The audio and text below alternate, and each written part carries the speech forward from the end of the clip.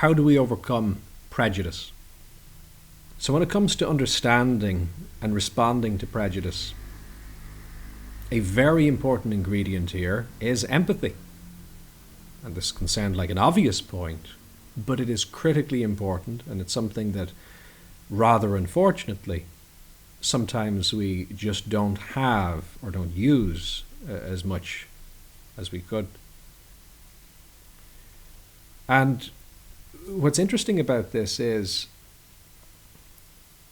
the capacity to be empathic isn't often enough. It's necessary, I suppose, to be conscious enough to be able to extend our empathy outwards, and also to be critical enough of our patterns of thought, of our assumptions, so that we're actually exercising and using our capacity to be empathic. And this exists in so many different forms. A researcher by the name of John Suhler has an effect called the online disinhibition effect. And that alone means that the kind of things a person would say to another person face to face tend to be much more limited and much more restricted, much more cautious or careful than what somebody would say to somebody over the internet if they're on a message board. And that's something I think we've all seen on our journey. So that is just, in a sense, a trivial example, and though that can have big ramifications too. But the point is, if we can do that, even to people we otherwise might connect and get along with, how much more that effect can be amplified when we talk about people from different parts of the world or different backgrounds, and very often there can be assumptions there that we're not even aware of. So I think really what's needed is a rather strong exercise in empathy. But as I say, it's not even having it, it's using it. It's making sure that we're stretching beyond the comfort of what we're familiar with. Now that's a really good exercise for all of us, aside from empathy just being a nice and a good thing to do for the sake of other people. But it's really beneficial for us individually, because we kind of shed beliefs which are just ineffective. We learn new things. We become richer in our thinking as a result of it. So practicing empathy in a day-to-day sense is, I think, a really useful practice to have. And it can be rather simple. You know, why not every day try and learn something about someone who you don't know that much about? Somebody from a different background, somebody in a different set of circumstances, just to reach out and to seek to learn a bit more. Better yet, can you take steps further and maybe contribute and support people in circumstances that they need help in? And equally, can you be supported? Because it's not just about giving, it's about receiving. It's about learning from other people as well and being enriched by their capacities too. So thinking about this ecologically means that what we can start to do as well is break down these harsh boundaries between someone over here and someone over there, and this notion of a great difference between them. Sure, there are differences, but there are also great similarities and commonalities as well that it's helpful to recognize. But even a step beyond that is recognizing that we're not quite as separate as we might like to think. If you wanted to be selfish for whatever reason, that's your agenda, that's just what you're into, and you only cared about yourself, still, even in that circumstance, you would do a much better job of being happy if you cared for other people, if you cared about the environment and the world that you're in. Why? Because you're part of that ecosystem. You don't exist in isolation, separate from it. You are part of it. So it feels good to care for other people. And of course, reciprocity then tends to happen where people appreciate our support and then they support us back. And in any case, in a broader sense, we make the world just a nicer place to be in. People are maybe a little bit more relaxed, a little bit happier, and that tends to contribute to the good for everybody involved. So empathy and this form of ecological thinking, I think, is really key. Now, it probably is useful psychologically, neurologically, to think a little bit about, I suppose, what the hardware is and what some of the software is that makes prejudice function to begin with. Now, I think it's a critical point here to recognize that One of the problems with prejudice is it tends to be poor coding, which is actually built on rather good intentions. And that's, I think, a really important point to recognize.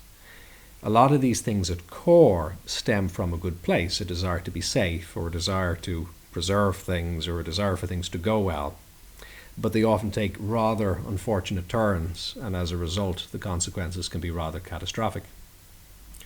So, prejudice then, just from the point of view of rationality alone, tends to be a rather poor idea.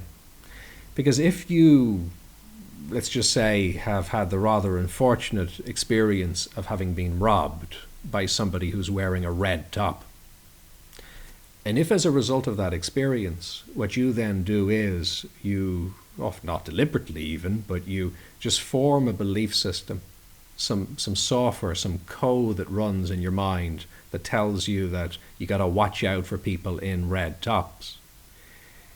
The problem with this is, of course, it may be very unfair to rather nice people in red tops that you meet.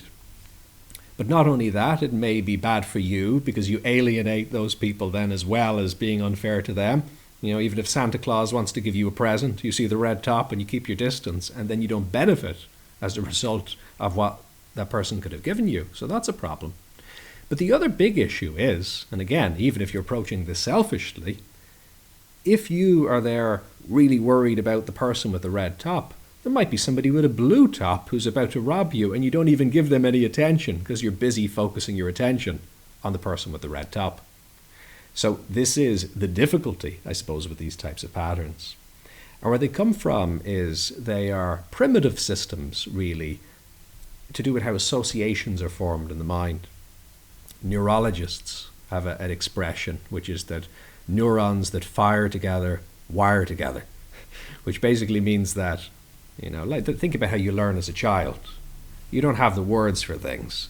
People give you this round spherical thing and they make the sound ball. So you don't know much about balls, you don't know what it is, but you want that round thing again, so what do? You say ball. That association forms. It's the basis of language and the basis really of all learning. So the problem is this happens in a variety of different ways. Good experiences and bad experiences get associated with circumstance.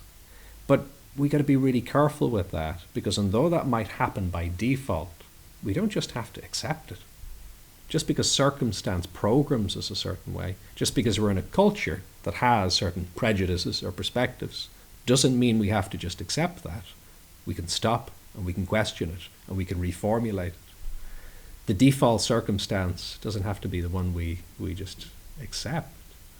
It's like if you're going for a walk down the street and a truck drives past and sprays you with mud.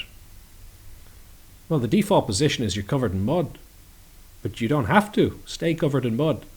You can go wash, you can do something about that, you can remedy the situation.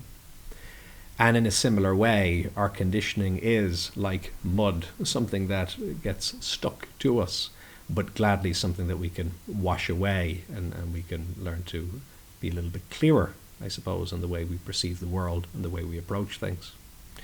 So this is a really important topic, and it's not something, by virtue of how inherent it is, it's not something that we can simply say, oh yeah, brilliant, I've dealt with prejudice, that's it, I'm in the clear.